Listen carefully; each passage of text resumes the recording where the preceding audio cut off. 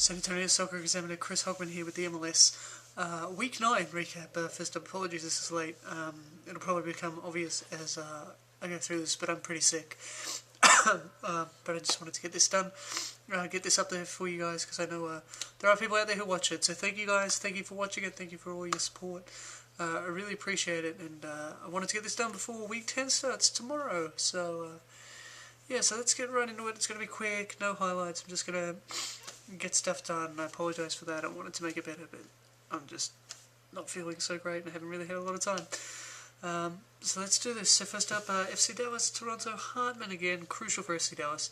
The final ball was going astray for both sides, and the same was going for errors in the back. We saw players take chances. FC Dallas fluffed their lines a couple of times. And in Toronto, we saw these sort of problems happen. And then another, again and again, heavy challenges again happening. We saw the Brechet challenge. There was no intent for the ball in that challenge. And then the penalty call for Can holding John. Saw de Klerk ejected. I don't know what he was ejected for, but you've got to be careful on the sidelines. Sometimes people think they can get away with anything, but you've got to remember the fourth official's right there at that sort of level. But yeah, Hernandez slotted the penalty easily. Chani is proving pretty useful for Toronto after the acquisition from New York. And Brechet is apparently a major player for FC Dallas, given the announcement from them last week, but his finishing isn't at all up to that standard.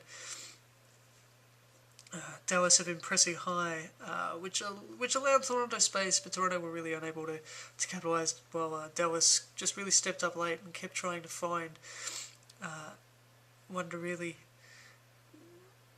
wrap it up. But I thought the refereeing was pretty consistent in this one. Players were getting carded for diving on both sides for similar incidents. I thought it was good refereeing performance and a good result for FC Dallas. I wonder win over Toronto. And then first, the biggest shock of the week, LA Galaxy won. Well, maybe the second biggest shock of the week, of course. The last game that we'll hear about is certainly the biggest. But LA Galaxy won, Philadelphia won. Late comeback for Philadelphia, it's certainly a huge shock. It was well done by the Union in front of PPL Park record crowd of 19,178. Galaxy chose to rest David Beckham for this one due to a congested fixture list, and it may be a decision they come back to regret, but I can't blame them for it. You can't play players week in, week out. Of course, now David Beckham's going to miss a game this week because of Phil Neville's testimonial.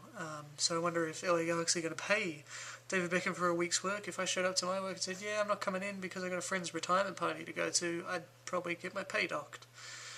But anyway, that's enough ranting about Beckham. But yeah, it was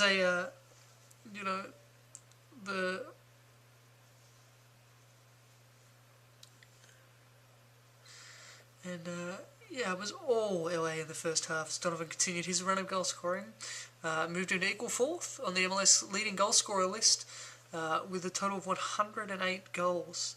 Donovan was crucial in the build-up. A nice backheel to Angel, who seemed to trip over the ball in the build-up, but it fell to Donovan and he easily slammed the ball home. Philadelphia didn't really come into the match until the final 10 minutes, not even managing a shot until the 73rd. But sometimes the best team doesn't always win, and that's why we hate football and it's why we love it. And Philadelphia Union managed to pull it off with Sean Franklin setting up Mwanga well for an equaliser, punishing a poor LA back pass by rounding the keeper and finding Mwanga for a tap-in. LA Galaxy paying a heavy price for a big mistake. You cannot make mistakes like that at MLS level. So then we go to Canada, Vancouver, San Jose fighting out to a draw. Vancouver started well, but were matched by San Jose, who took an early shot lead and really took control after the first 15. The first goal for San Jose, it was a great free kick from Wondowski. It was early, it was a great shot, but it was poor work from the wall. It was a physical game, which is common for two sides that aren't doing so well. San Jose were creating well, but were unable to finish for a scrappy goal, put them in front. San Jose were rewarded for their teamwork, and they kept players up after the save, but and were able to get the goal. San Jose were solid in possession, and they were holding off Vancouver. It was a quiet second half, but it was working out well for San Jose until Vancouver started really going for it, going in for 50-50s, and then a stupid foul from San Jose cost them dearly, giving Vancouver a chance. They were rewarded for not giving up, just like San Jose, and it was a good effort. No one was on the cross, and it completely changed the match. Vancouver weren't really in it until then, and then all of a sudden, they did it. Vancouver get a memorable point. Another exciting draw, Toronto versus Chicago. Chicago getting their 4th straight draw, while Toronto keep an undefeated run. Well, would have, except for the loss to Dallas. But Toronto have done alright. It was Toronto with Plata scoring his 2nd goal in as many weeks in just the 9th minute with beautiful killing effort. Corey Gibbs was the star for Chicago in defence, blocking a number of opportunities. Particularly in the first half, he blocked Plata twice. Toronto came out well after the break, with Santos doubling the lead after what seemed a simple effort from 30 yards went through the legs of Conway and into the back of the net. Chicago went for it with De Los Cobos bringing in Baruch, and paid dividends almost immediately, earning a free kick with Papa obligingly slotted over the beautiful strike in the upper right-hand corner. Excuse me. As the match wore on, Chicago came more and more into the match with some impressive passing before Bone equalised. Before Bone crossed across the face goal, finding an unmarked Baruch for the equaliser. Chicago continued to press, trying to find a winner, but ultimately it wasn't to be. If not for a brilliant save from Frey, they perhaps may have had it. Toronto 2, Chicago 2. So the nation's capital, DC United taking on Colorado. DC United perhaps get a little bit lucky as they salvage a point against the Rapids, who did well despite missing a number of players, including Cummings and Forlan. But despite missing strikers, the Colorado defence was intact and it was solid. And after clearing a Davies chance in the 10th minute, took advantage just 13 minutes later. As DC United failed to clear, it fell to Drew Moore, who slotted it past the keeper. DC United were looking in serious trouble before the half, as both Davies and Wolf had been subbed with injuries, putting on a reserve strike pairing. But DC continued to attack, and in the 62nd minute got what they were looking for with a penalty after a collision between Pontius and Kimura, which Pontius slotted for an equaliser. So an exciting finish as both sides, as the game really opened up, but both sides were guilty of missing chances. Vancouver continued to struggle and need to get it together in time for the Canadian Championship. They were perhaps a little unlucky, losing to only a penalty. It was a poor first half before New England scored the only goal of the match from the spot, just 4 minutes after half-time, with Fail Harbour able to draw a foul well out of 9. Joseph slotting the penalty. It seemed that Fail Harbour scored just minutes later, as Fail Harbour was released only to be denied by the offside flag, which seemed a tight call at best. But it didn't really matter. New England had the better of the chances and were able to stand firm to deny Vancouver. FC Dallas keep their undefeated streak intact and haven't conceded a goal for 309 minutes of football, as they got a 2-0 win over the Union. Breck Shea celebrated his contract extension with a goal in the 29th minute, and Castillo got past the defence, sending a good ball for Shea to open the scoring. FC Dallas were using the wings well, with Philadelphia struggling to contain them. Castillo turning goal scorer in the 43rd minute after Cocalves put in a good cross from the right, finding Castillo's head for an easy goal, winning the match. And an exciting 0-0 draw in Sandy, Utah, between Real Salt Lake and the Houston Dynamo. Both sides had some chances to win this match, particularly late on with Morales out. Real Salt Lake really missed his ability to maintain possession, which allowed Houston more opportunities, particularly through Brad Davis.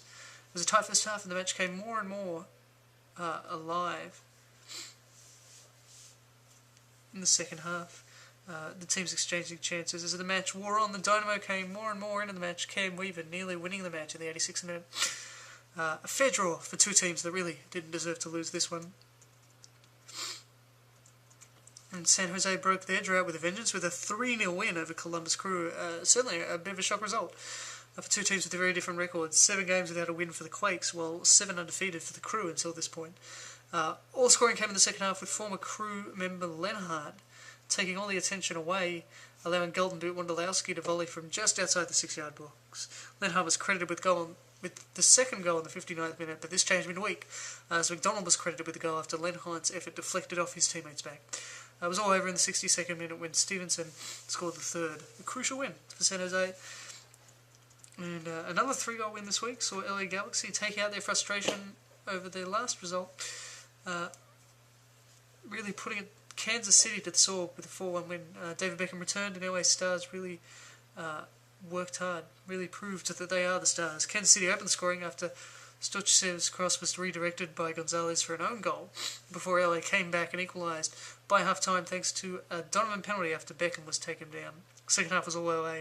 Donovan and Barrett linking up well just after the break, interchanging passes well to see Donovan score his second.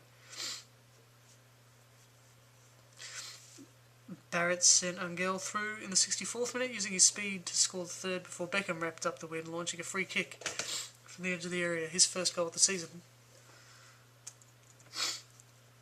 And then we moved to certainly the biggest match of the week, perhaps one of the most anticipated at the early stage of the season, a record crowd of 36,593. I'm, of course, talking about Seattle Sounders versus Portland Timbers.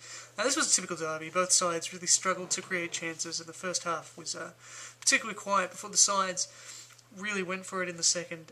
In the 52nd minute, Levesque sent the ball forward to Montero, who flicked the ball on for Fernandez, who had time and space to open the scoring. Portland managing to work their way back into the match and force an equaliser just minutes later, as Dewsbury floated a free kick for Dunso, who headed home the equaliser. Both sides standing firm for a well-earned draw. And then the biggest shock of the week was an exciting match as New York saw Chivas USA manage a 3-2 win over the Red Bulls. And Chivas USA took a shock early lead after a power outage that evidently left the Red Bulls reeling a little bit, before New York came back with Henry making a great run to equalise for New York. For a beautiful free kick, put Chivas USA back in front after some poor New York defence left 3 men unmarked for Braun to score his second. New York then responded quickly again to equalise after Rogers was pulled down, allowing De Rosario to score from the spot, before Braun became the hero with a hat-trick in the 56th minute with a tap-in after Moreno's header deflected off the post. Solid result for Chivas USA, a shock. And as week 9 of the MLS was wrapped up. So thank you very much for tuning in. I'm sorry this wasn't much.